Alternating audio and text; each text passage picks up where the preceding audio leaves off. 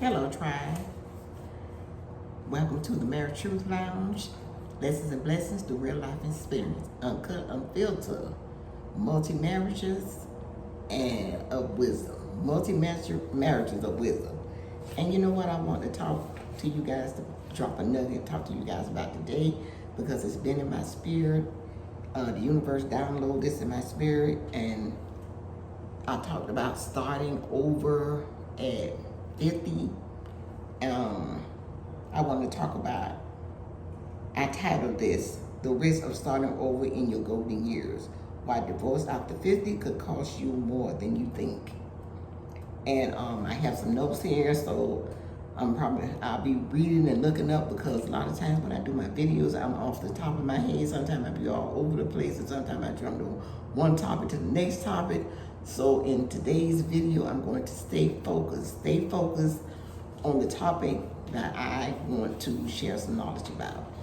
But I'm gonna go ahead and stop rambling and get right into the video. Welcome today's conversation. The topic is close to my heart: the risk of starting over in your golden years. Divorce is never easy, but after the age of 50, it carries unique challenges: finance, emotional, and even physical. Today, I'm going to share starting over in your golden years may not always bring the peace and freedom you imagine, and why it's important to think twice before making such a life-changing decision. Let's begin with the emotional side of it. At 50 and beyond, companionship often matters more than conflict. Many people underestimate how lonely life can be after divorce. The truth is, building new relationship is your later years isn't always easy. Friends circles may be smaller, dating may be discouraging, and what we really crave, deep emotional support, can take years to build. And that's the truth. That is really the truth, because I tell you, you need to start, to build that emotional. Hey, sometimes you just need to start as early in your dating before marriage relationship. Yes, there may be frustration in your marriage, but sometimes it's not about finding a new partner.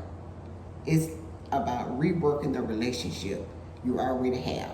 And I always say, if you 50, if you 40, 45 and over, I say if you 50 and over, and you've been married for years, you might as well stay married.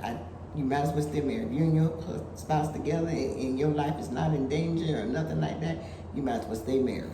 Because in this world set up now in the dating game, ain't no joke out here. It's about reworking the relationship you already have, and at the stage in your life, focus on healing and communication. And compromise may bring more peace than walking away. Next, let's talk financial. Let's talk about the financial risk. You'll likely build decades of assets, retirement accounts, maybe even a home. Splitting those in half not only reduces security, but it can delay or even destroy retirement plans. Women in particular often face a deep drop in income after late life divorces. And let's be honest, starting over in your golden years doesn't just mean finding a new place to live. It means trying to financially rebuild at a time when careers are winding down. Like they say, who want to hire you when you're old? Unless you're just a young person and you're an older person that look good. Now you can get away with it. Now wrapping it up, that's a heavy burden many don't consider until it's too late. What about health and well-being? Another risk people overlook is health. As we age, our bodies change. Having a partner nearby, even if things aren't perfect, often means having someone to help when health issues arise. Divorcing at 50 plus can leave you without that support system. Stress from separation can even worsen medical conditions like high blood pressure or anxiety. That is so true. That is so true. And you know what? I'm gonna start right there because a friend of mine told me that a relative of his lived in Canada, England. He was married, but I think him and the wife separated, and I think a relative went. They haven't heard from him, and they went to visit him, and he was dead in the house a whole darn month. Now imagine if he had somebody there with him. Maybe they could have, he could have felt himself getting sick, not feeling good, been rushed to the hospital and whatever. But he was in the house dead a whole month. And you know what? It's so many cases of that. People stay by themselves. And I don't think staying by yourself good. You need, not at this time. As you age and stuff, you don't feel, even not, you don't feel good. You got somebody to bring you a cup of tea, to rub your back, to encourage you, to talk to you. So I can see it's good to not live alone. When you weigh the risk, sometimes staying and working on the marriage is actually healthier than the stress of starting all over again. I always say you know what you got, but you don't know what you get. Unless you just know somebody. These days, it's best to be recommended by somebody, or know somebody that knows somebody, and they're a decent person. Getting out there trying to find somebody all over again, starting from scratch. That ain't no joke. You got to find it this, like, oh goodness, that's too much work and a lot of energy. And we're going to talk about the illusion of freedom. Many people think divorce will bring freedom, and yes, in some cases it does, but for many over 50, the reality is different. That is so true. Instead of freedom, they face loneliness, tighter finances, and regret. That so-called fresh start doesn't always bring happiness. It can feel like going backwards. That's true. You get comfortable with that extra income coming in, they helping you and stuff. And you know what? When I, did my meditation and research and all that kind of stuff, I always say, it's good to love, it's good to connect and bond and sex and all that kind of stuff, but it don't pay the bills. After all that is over, them bills still gonna need to be paid. And you want somebody there to, y'all might be used to this one paying this one, that doing this and that and that and this. And when you lose that, it's like, oh God.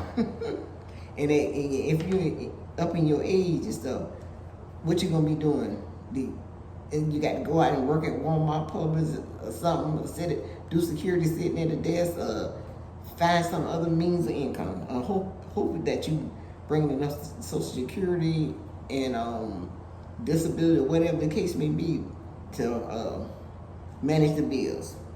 Alternative to divorce. So what can you do if you feel stuck in your marriage after 50? Try and counsel meditation to work through long-standing issues. Focus on self-care. Sometimes frustrations come from personal dissatisfaction, not just the marriage. Refine the relationship. It may not look like it did when you were 30, but it can still provide stability, companionship, and love in a new form. Before making a decision, weigh the risk and explore every possible alternative. Divorces after 50 is just about two people separating.